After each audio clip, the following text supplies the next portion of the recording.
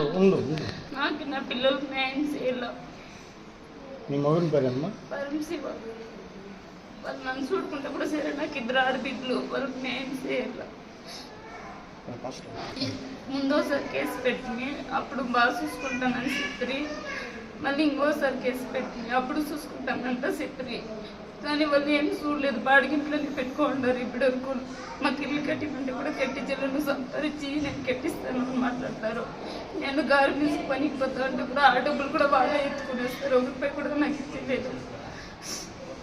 నాకే నా బిడ్డలకు న్యాయం చేయాలి అంతే. ఏముంటుంది నాకు. మేము పోయేవాడు కాదు, బాడికి మాకు పెళ్ళై 15 ఏళ్ళు అయింది.